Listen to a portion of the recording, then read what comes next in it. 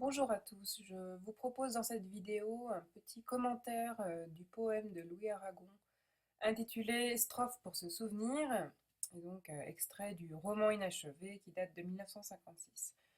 Je vous rappelle que ce poème est donc dans la liste Histoire des Arts et que si vous souhaitez le présenter, eh bien cette vidéo pourra vous aider. La première chose à rappeler, c'est bien sûr le contexte historique particulier dans lequel ce poème a été écrit. Bien qu'il date de 1956, effectivement,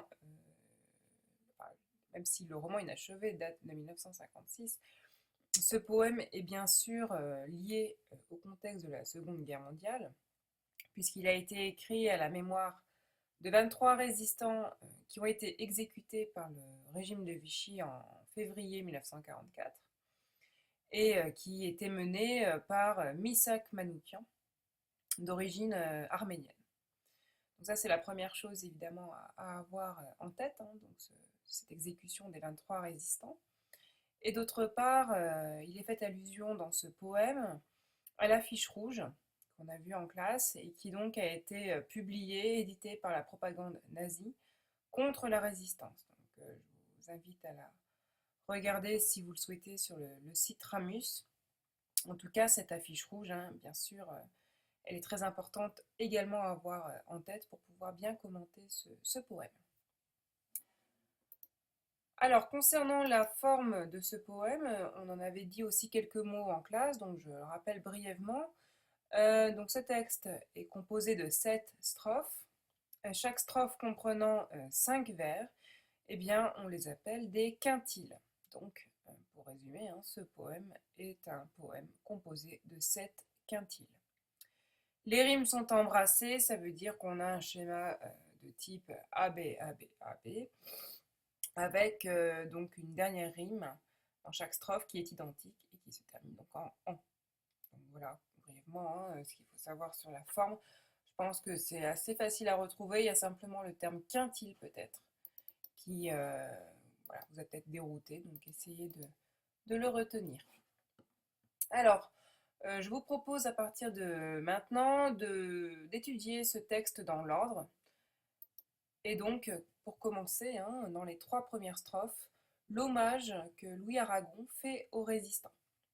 Alors, la première chose à noter, c'est que Louis Aragon, dans ce poème, eh bien, s'adresse à ces résistants, euh, sachant qu'au départ, évidemment, on ne sait pas que ce sont les résistants qui ont été exécutés le 21 février 1944, mais évidemment, on devine au fur et à mesure qu'il s'agit bien, en tout cas, de résistants, et on comprend ensuite eh bien, qu'il s'agit de ces résistants-là. Donc,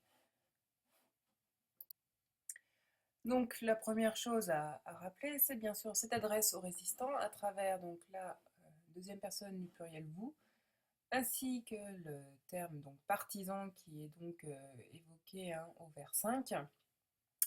On a également une indication dans la date, puisque Louis Aragon dit 11 ans déjà, que cela passe vite, 11 ans. Donc effectivement, hein, je vous rappelle que donc, comme ils sont morts en 44, hein, et que donc le poème visiblement donc, a été écrit en 55 et publié en 56, hein, ça fait 11 ans finalement que ces résistants sont morts au moment où Louis Aragon donc, compose ce poème. Qu'est-ce qu'il dit sur ces résistants? Alors dans la première strophe, il insiste sur leur modestie. Cette modestie, eh bien, elle s'exprime hein, par donc, le mépris hein, des résistants pour la gloire, pour également le deuil qu'il pourrait provoquer évidemment de la part des autres personnes et de leurs proches en particulier. Ils ne cherchent pas à attirer la pitié, ni l'orgue, ni la prière. Là, c'est une évocation aux cérémonies funéraires. Donc les résistants, simplement, hein, ont cherché à libérer la France sans chercher d'intérêt de leur côté. Il y a une autre expression de Louis Aragon qui est assez intéressante et qui est vous vous étiez servi simplement de vos armes. Alors ça peut paraître étrange parce que c'était justement ce qui était un peu reproché sur la fiche rouge aux résistants, à savoir leurs actes armés hein, et les attentats qu'ils avaient commis. Donc effectivement, la Louis Aragon, qu'est-ce qu'il cherche à faire? Il cherche à minimiser ce caractère justement armé, hein, guérilla de la résistance. Et effectivement, il le justifie, hein, dans le sens où ces résistants n'avaient finalement pas le choix, hein, n'avaient pas d'autre choix que de se saisir justement de ces armes. Le dernier point dans cette première strophe, hein, c'est évidemment le courage de ces partisans qui n'ont pas peur de la mort. Et on voit ici, hein, une image poétique qui donc assimile finalement, hein, la mort à une lumière éblouissante, hein, et même cette lumière éblouissante, eh bien, ne fait pas peur, ne fait pas reculer ses partisans. Voici donc les 3 points à retenir pour cette première strophe, hein, le fait que effectivement Louis Aragon minimise les actes armés des résistants avec donc, cette atténuation, hein, simplement, et rappelle donc la modestie de ces résistants, hein, cette simplicité, et d'autre part le courage avec cette image de la mort qui n'éblouit pas donc les yeux des partisans. La deuxième strophe donc fait allusion à cette affiche rouge, donc, qui a été publiée par la propagande nazie pour dénoncer justement les actes de résistance. Louis Aragon dresse portrait effrayant des résistants tel qu'il était dessiné, hein, sur cette affiche rouge. Donc on a tout un champ lexical, hein, qui renvoie effectivement à la menace, à la mort et à l'horreur. Donc ça c'est effectivement le but, hein, de cette propagande, et on l'a vu, hein, dans cette affiche rouge avec ces portraits en noir et blanc et cette couleur rouge dominante.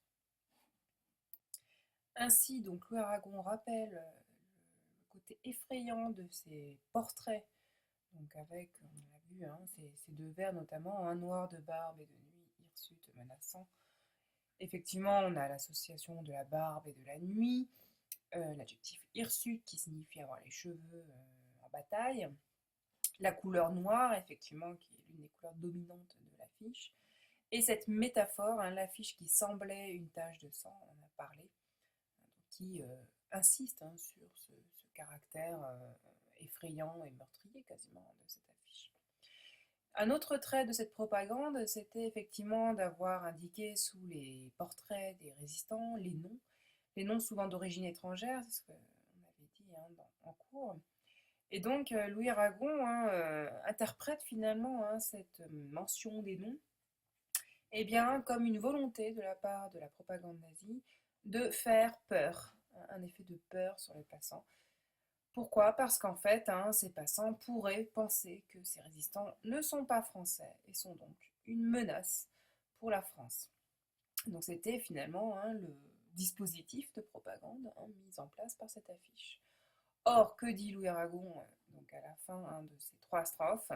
Mais à l'heure du couvre-feu des doigts errants, avait écrit sous vos photos mort pour la France, et ça c'est vrai, c'est-à-dire qu'effectivement on avait retrouvé, hein, sous ces affiches, eh bien, des inscriptions mort pour la France qui montraient bien que les Français, en tout cas certains Français, n'étaient pas dupes et donc ne s'étaient pas laissés avoir entre guillemets, hein, par donc le dispositif de propagande mis en place par cette affiche.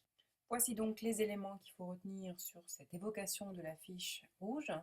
Un portrait effrayant des résistants, la mention des noms compliqués destinés à faire peur aux passants parce que ces noms sont compliqués et donc pas français, et enfin, hein, donc la mention de l'échec de l'affiche puisque donc des Français ont écrit mort pour la France sous ces portraits. Dans les strophes suivantes, Louis Aragon reprend précisément donc la lettre de Missak Manoukian, la lettre qu'il avait écrite donc à sa femme Mélinée. Dans les 2 vers qui commencent donc ces 3 strophes suivantes, donc Louis Aragon, hein, rappelle les circonstances de l'exécution. Donc l'hiver, tout avait la couleur uniforme du givre, à la fin février pour vos derniers moments. Et vous voyez que finalement c'est la dernière fois que Aragon utilise cette deuxième personne du pluriel pour s'adresser aux résistants, puisqu'à partir de bonheur à tous, bonheur à ceux qui vont survivre, eh bien c'est justement la reprise de la lettre de Manoukian à sa femme Mélinée. Ainsi, à partir de bonheur à tous jusqu'à enfant, le système énonciatif est différent du reste du poème. Pourquoi? Parce que vous avez une première personne du singulier, je, qui renvoie en fait, à l'origine en tout cas, à Missak Manoukian, hein, quand il écrit sa lettre, et une deuxième personne du singulier, toi, tu, qui renvoie donc à la femme Mélinée. Bien sûr, le fait de reprendre cette lettre de Manoukian permet à Aragon en fait de s'approprier en quelque sorte le message qu'il y a dans cette lettre. Et finalement, ce jeu qui renvoie effectivement à Manoukian à l'origine, eh bien, peut être interprété presque hein, comme aussi hein, la parole finalement que prononce Aragon en son nom propre. En tout cas, c'est une hypothèse qu'on peut soumettre, même si les circonstances ont changé, et même si effectivement Aragon n'est pas Manoukian. Mais en tout cas, des aspects du message de Manoukian hein, peuvent être interprétés comme des éléments aussi que Aragon hein, veut nous transmettre à nous lecteurs d'aujourd'hui. Donc cette lettre, bien sûr, bien, c'est une lettre d'adieu, et vous avez d'ailleurs l'anaphore ici, donc dans le début hein, de cette deuxième strophe. Adieu la peine et le plaisir, adieu les roses, adieu la vie, adieu la lumière et le vent. Hein, donc cette anaphore qui, bien sûr, dramatise hein, cet adieu et le rend d'autant plus pathétique, c'est-à-dire que ça renforce la pitié que le lecteur a pour Manoukian. On a également cette adresse, hein, Mamélinée, ô mon amour, mon orpheline, qui est une adresse d'amour. Manoukian réaffirme l'amour qu'il porte à sa femme, Mélinée. Et on a cette expression un peu terrible, hein, ô mon amour, mon orpheline. Donc il réaffirme évidemment son amour, mais on voit aussi qu'il la prépare finalement à être eh bien, veuve hein, et à devoir subir donc sa mort. Donc mon amour, mon orpheline, hein, on voit presque ce qu'il y a de paradoxal finalement dans cette expression. C'est-à-dire que c'est un peu le contraire, hein, amour, orpheline. Il l'aime, mais il va devoir la quitter parce qu'il va mourir. Concernant justement donc ce message d'adieu, on a également quelque chose qui est assez important, qui est là dans le dernier vers de cette première strophe, et qui est le pacifisme affirmé donc par Manoukian, hein, je meurs sans haine en moi pour le peuple allemand. Et là, effectivement, hein, c'est un message, je pense, qui est important pour Aragon. Hein, il ne faut pas haïr, détester le peuple allemand sous prétexte que les nazis ont fait ce qu'ils ont fait, hein, mais simplement essayer de faire la part des choses. Et tous les Allemands n'étaient pas des nazis, et il faut avancer. Et c'est aussi hein, ce message de cette lettre, c'est qu'il faut avancer, il faut absolument penser au futur. Et c'est effectivement le sens de ce dernier vers aussi un peu terrible, hein, je te dis de vivre et d'avoir un enfant. Effectivement, la vie ne s'arrête pas le 21 février 1944, mais doit continuer au-delà de la mort de ces résistants. Donc effectivement, c'est un message très poignant hein, que Manoukian donc, délivre à sa femme, qui est un message à la fois d'adieu, d'amour et d'espoir, hein, avec aussi cette mention du bonheur, avec une anaphore, là aussi, hein, comme adieu. Un bonheur à tous, bonheur à ceux qui vont survivre. Et donc c'est un message d'optimisme et d'espoir. Ainsi, pour récapituler, donc cette lettre est bien adressée par Manoukian, je, à Mélinée, tu. C'est une lettre d'adieu qui rappelle l'amour, mais qui annonce la mort de Manoukian. C'est une lettre qui donc défend le pacifisme, l'espoir, l'optimisme, la vie. Et c'est sur ces deux points, ces deux derniers points, que on peut penser que Louis Aragon s'approprie le message Manoukian, c'est-à-dire qu'il fait de ce message son message.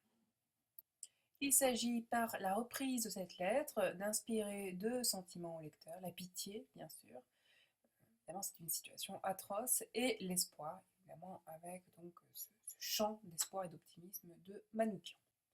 Dans cette dernière strophe, évidemment, c'est se souvenir, hein, d'où le titre évidemment du poème, avec cet anaphore 23, 23, 23 qui chante vraiment la mort de ces résistants et qui donc nous montre bien que ce poème est une oraison funèbre. Le rappel de l'héroïsme de ces résistants avec cette métaphore, les fusils fleurir, étrangers, nos frères. Donc là aussi, le pacifisme aussi d'Aragon et puis la tolérance hein, qu'il prône contre la fiche rouge et le sacrifice de la jeunesse, bien sûr, donc en rouge, hein, avec ce gâchis finalement, hein, et ces jeunes partis trop tôt mourir alors qu'ils auraient eu le temps de vivre bien longtemps. Voilà ce qu'on pouvait dire. Merci à vous.